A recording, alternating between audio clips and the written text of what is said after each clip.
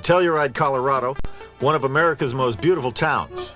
We're going to watch highlights from the annual World Aerobatic Hang Gliding Championships.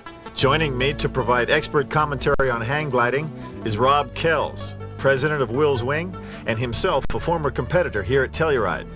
Thanks, Patrick. Our first pilot is Ron Young. Ron is coming out of 5 years of retirement, flying for UP hang gliders, former world aerobatic champion from 1982. Ron won in '82 with 4 consecutive loops and placed third in 1989. Here Ron's diving to gain some speed for his next maneuver. He pulls up at about 75 miles an hour and gets a 180-degree rollover. Pretty clean. Here Ron's doing his spin to add to the degree of difficulty for his routine, and it's a good-looking spin. And he pulls in to break the dive. The next pilot, John Heine, has been world aerobatic champion 4 times. My mishaps have been, fortunately, minor injuries. They were a result of my too great a need for adventure. And I'd like to say that hang gliding can be done very safely if you have a responsible attitude and you're interested in your own health. Our next pilot is Steve Macronos, competing for the first time in the World Championships. Rob, this guy's got to have Major League butterflies. Well, Patrick, it's always tough at your first aerobatic competition. There's a lot to be thinking about, and these competitors are really, really good. Here, Steve's gotten too slow and gone into a forward tumble. This was not a planned aerobatic maneuver. A smoke's just fallen off his glider after the G's of the tumble. The gliders are not designed to take this kind of abuse, but amazingly, so far, it's held together. Steve's trying to deploy his ballistic parachute and has had a failure. There goes the handle, and there's no deployment. Now he throws his hand deploy, a second back up, and it opens successfully. Amazingly, as you can see, the glider has stayed together through all this negative load. It's unable to turn itself back upright. You can see that Steve is hanging off the trailing edge and the glider remains inverted. At this point, Steve is hopefully unzipping his harness and preparing for a high-speed, high-impact crash landing.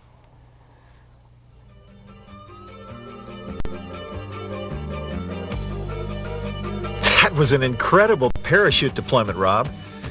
It looked like he's going to be okay.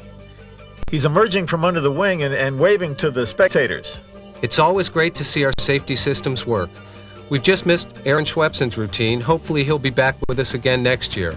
Ron Young, coming out of retirement, has won this weather-curtailed 1993 World Championships. Rob, this is a good time to take a look at modern hang glider and paraglider design, manufacturing, and test flying. Well, Patrick, computer-aided design is an integral part of the process in hang glider development. High-tech materials coupled with precision machinery produce a result comparable to conventional aircraft. A special 7075 aluminum alloy is utilized in the glider's airframe to guarantee a lightweight, high-strength structure. The sail must be equally precise. It is cut and marked with a computer-driven device to ensure each panel is exactly correct. The plotter pen draws witness marks on the sail which allow the experienced seamsters and seamstresses to join the panels together. The logos are then applied to the glider, and the final seaming is done. Cables are fabricated, and all the parts come together in final assembly for the second-to-last quality control check. The glider is then broken down, put in a 20-foot bag, and transported on the trailer to the flight test site.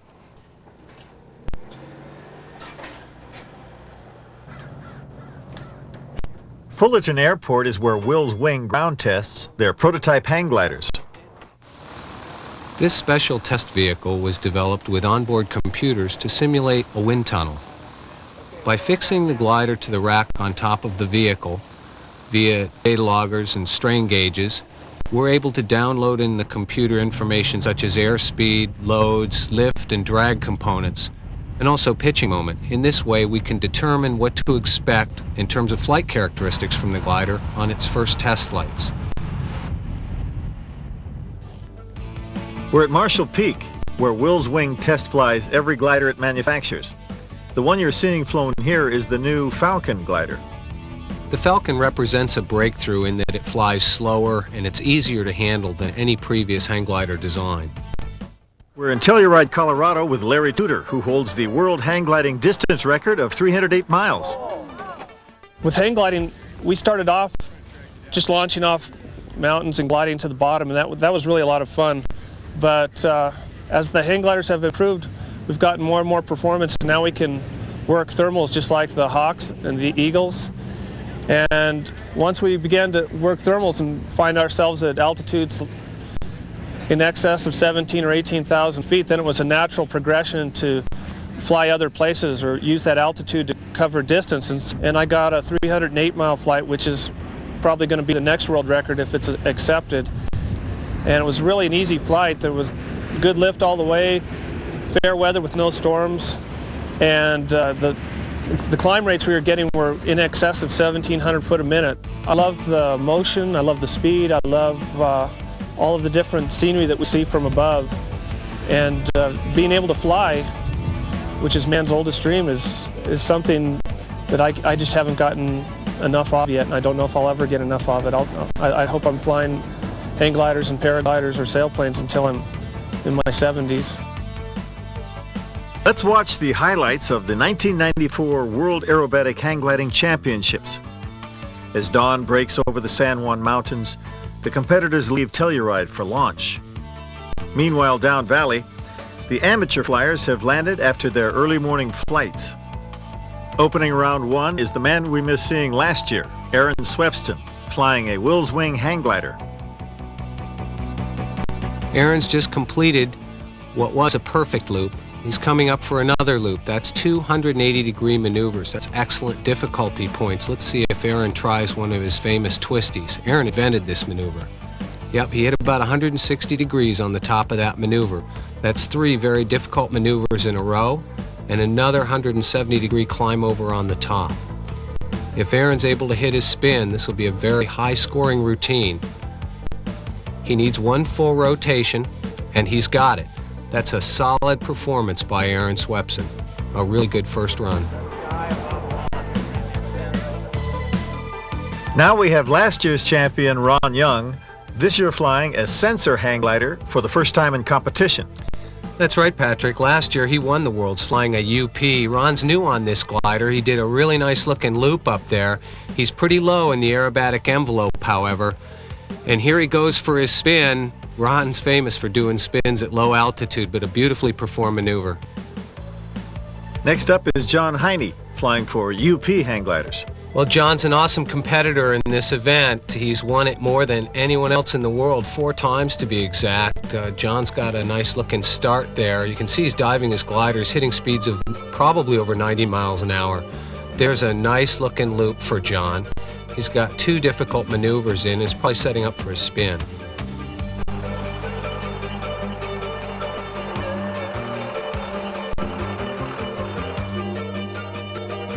Leading off the second round is Aaron Swepston in first place.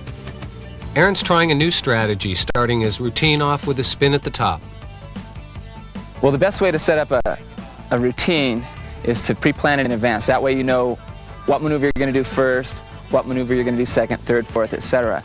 That way you're prepared for it, and you're not just winging it off the cuff. And it looks better that way. The judges realize that. They recognize it in your form. My routine today, I start out with 2 loops. After that, I follow it with a twisty, which is a maneuver that I kind of developed. It's trying to get a maximum difficulty rolling maneuver. And then follow that with a couple more loops, a couple climb overs, and spins. Aaron's wife and baby enjoy his moment in the spotlight. Let me see, I've been competing at Telluride for the past 7 years now. And the highest placing I've had is 2nd place. Hopefully that'll change within the next couple days. Ron Young, now in 2nd place behind Aaron Swepston, starts his 2nd run. Ron, as always, is flying very smoothly. He's got maximum difficulty, just did a loop, started out with a climb over, and is looking good. He's setting up for his spin here. Ron is going to be lacking full difficulty, and if he's to catch Aaron, he's going to need a stronger flight than that. Can always count on Ron to be a crowd pleaser. Here he comes zooming into the park at 60 miles an hour. One smoke's still going, climbs over the tree and then up into the control bar. Be sure not to try that at home. Starting the final round, currently in 4th place, is Steve Alford. Steve's a relative newcomer to hang gliding aerobatics, having only been doing aerobatics for about 5 years. He's got his work cut out for him, but he's flying safely and smoothly, which is what we like to see. Next up is John Heine, still in 3rd place. John would need the flight of his life to be able to catch 2nd or 1st place. They're quite a bit ahead of him, but John's always a pleasure to watch. Here he goes into a very nicely executed and smooth loop. Ron Young now tries a series of extreme aerobatic maneuvers to try to overtake Aaron Swepston in the point standings. Well, Ronnie could do it here, Patrick. He's only a couple of points behind, and he's got a couple of very nice-looking maneuvers in there so far. He always does his harness spins. The crowd loves this. He spins around his harness. Notice he lets go of the glider completely, snaps the glider into a dive. He's always clowning around. He's a lot of fun to watch. Aaron Swepston is still in 1st place, but he needs a perfect run to capture his first World Championships. Well, so far, that's just what he's got going, Patrick, a perfect run. Just went through his own smoke for the best loop we've seen here this week. Aaron's doing a beautiful job. If he keeps this up, I don't think he can be beat. Oh, there it is, a beautiful twisty. Star-crossed Aaron Swepston has finally realized his quest for a world championship. Telluride, once world-renowned for its yellow gold, now is famous for its white and its green. In summer, visitors enjoy hiking the trails and fishing the mountain streams. Each fall, Scott Fly Rod sponsors the One Fly Fishing Contest. This eco-friendly event requires barbless hooks and the catch and release of all trout taken from the San Miguel River under the watchful eyes of a local contest judge. The San Miguel is one of Colorado's 2 remaining undammed, free-flowing rivers, and Telluride environmentalists are ever vigilant to see that it remains so. In this unique fly fishing contest, each contestant uses the same fly throughout the day's fishing. Lose your fly, and it's adios, amigo. Another favorite summer sport is golf at the Telluride Resort and Peaks Hotel. The Telluride Ski Resort is currently working with the Environmental Protection Agency to rectify damage to wetlands which was incurred in building the golf course. The community is actively engaged in the process of solving the often complex balance between recreation and nature. In Telluride, visitors can experience the eco-friendly aviation sports of soaring or sailplaning. Take a tandem hang glider ride.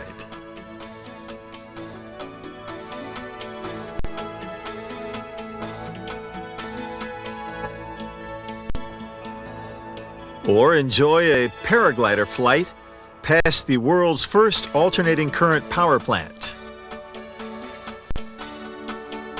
Or over the Miners' Union Building, headquarters of a bloody turn-of-the-century strike.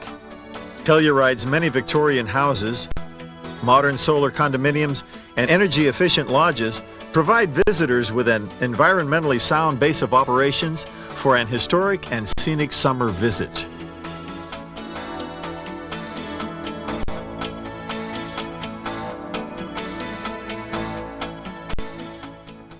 Let's look at the new sport of sky floating. Sky floating is hang gliding with the comfort of a seated paragliding harness. Let's join paraglider test pilot Rob McKenzie at the Wills Wing test flying site. Paragliding is the world's newest, hottest, and easiest ultra-aviation experience. With 35,000 participants in Europe, where it originated, the U.S. and Japan have joined the race to challenge the continent's dominance of this exciting new sport. It's as simple as taking a hike with a backpack and running off the side of a mountain. However, beginners must attend a certified paragliding school first and use state-of-the-art, well-maintained equipment, which includes a helmet, always. Rob McKenzie will show us the way. Here we have an overhead view, Rob McKenzie flying with a new small lipstick cam. Rob's going to show us what a spiral looks like. Looking down on the pilot, we can see the horizon going around. He's pulling 2 to 3 Gs, which means 2 to 3 times his own weight he feels in the seat of his pants while he's doing this maneuver. Rob's spiraling down past our launch site, having a good old time. The main difference between paragliders and hang gliders is paragliders don't have the internal aluminum structure or airframe. They remain open and create lift simply by virtue of the air pressure inside the canopy or envelope. The canopy is laid out on the ground into the wind and then pulled up overhead. Here we've taken our special camera and mounted it on Rob's leg to look up at the canopy. He's going to show us some special maneuvers. Here you can see he's just going to hop, skip, and jump, and off the mountain he goes. By reaching up to the control lines, it's possible to intentionally collapse the structure, as you see here. Rob's done an A-riser fold and literally folded out of the way half of his wing. The glider is safely controllable by a good pilot in this mode of flight. That makes a paraglider unique. There is no other aircraft that you can fold up in the air and continue to fly. The descent rate, while it's folded like this, essentially doubles. By releasing the control lines and a light tug on the brake, the canopy opens all by itself.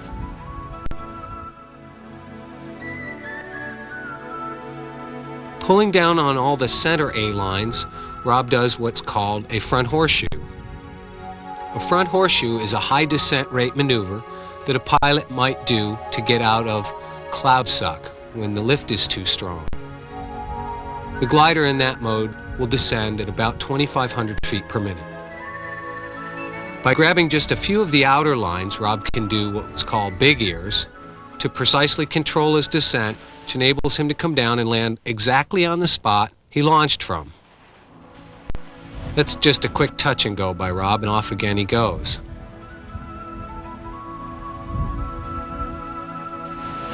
Rob McKenzie will now show us the latest in high-tech paragliders, a Swing Manoa from Germany, distributed in the United States by Will's Wing. This is the eco-aviation equivalent of a Ferrari Testarossa. Well, this canopy is unique in that it has extra steering lines that go out to the wingtip, enabling you to actually feel the air in your fingertips.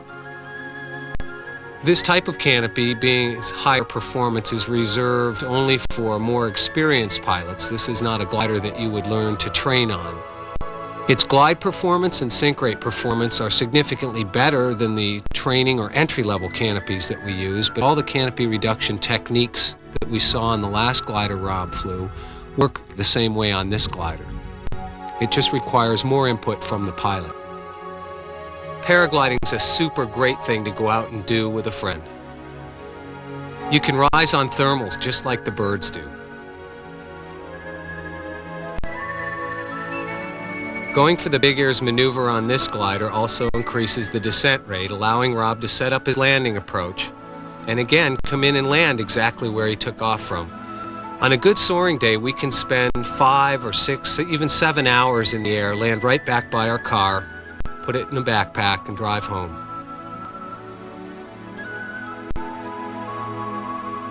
We sent Rob up for our last flight of the day.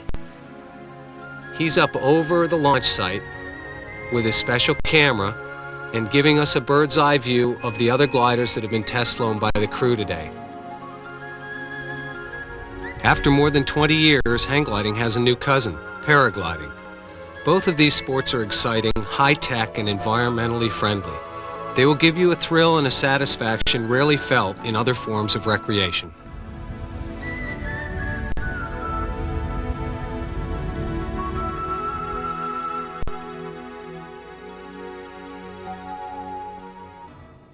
It's a beautiful day here in Telluride, where the top hang glider pilots in the world have gathered for the 1995 World Aerobatic Hang Gliding Championships. Before the competition begins, the contestants do a last-minute check of their crafts. It's a perfect fall day for gliding, with great thermals and no dangerous crosswinds. Let's hear from Will's Wing pilot Steve Alford. Today was a beautiful day at Telluride. Weather was perfect. The envelope was very calm. We entered the envelope at about 2,600 feet above ground level. I start my routine with a loop, and then I follow with some mostly climb overs, and then I add some rolls at the end of my maneuvers to try to give myself the widest variety, to give myself the highest score that I can. We asked Steve about the competition. Boy, the two favorites at Telluride are John Heine and Aaron Swepston.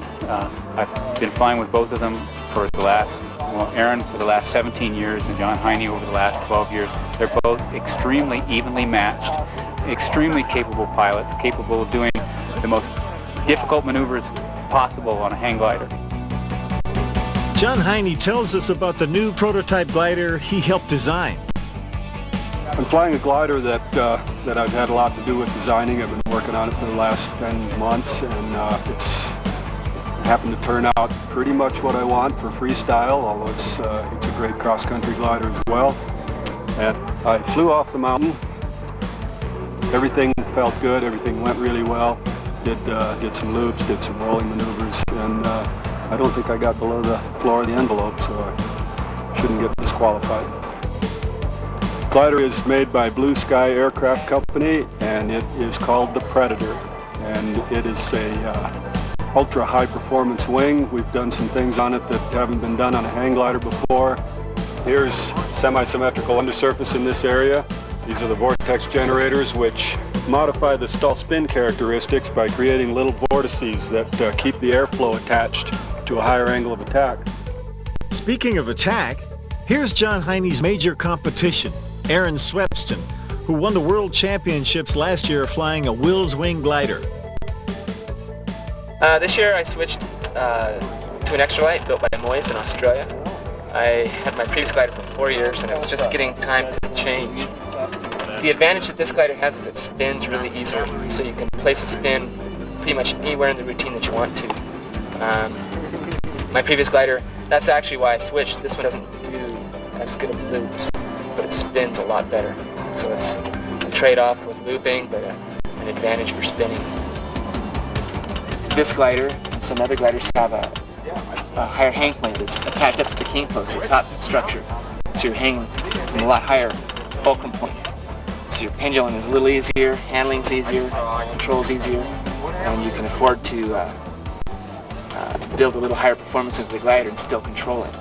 I'm still flying the Wills Wing glider because, in my opinion, I haven't found anything any better on the market today, even though my glider is more than 4 years old. It still allows me to compete at the top of my experience and my level. Maybe next year I'll be on a new Wills Wing and I'll be able to improve my capabilities and fly even better. Let's watch Steve Alford's final run. Here he's doing a series of very nice climb overs and going into a loop.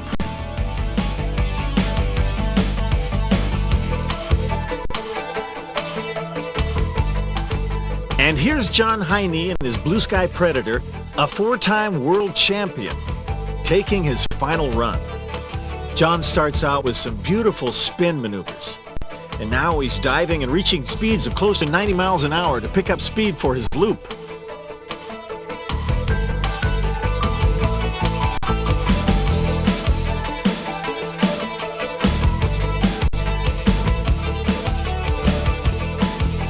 At the end of his run, John Heine is in the lead. A tough act to follow.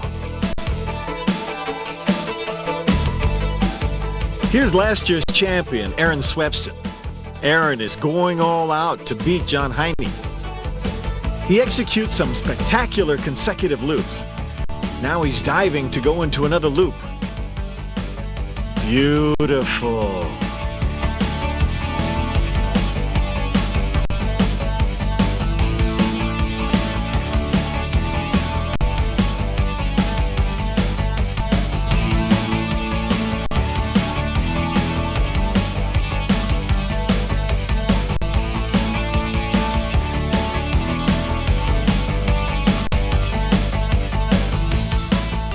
Swepston's put together a great flight. But is it good enough to beat John Heine and take the championship again? And at the end of the day, sure enough, it's Aaron Swepston taking consecutive titles here, with John Heine a close second. And just in case these guys make it look too easy, Telluride's perfect conditions have made soaring an extremely popular sport in this area. But visitors and residents alike must always be mindful of the sensitive environment. This is the town's beaver pond, which local environmentalists rehabilitated after the city moved the beavers without their or the public's consent.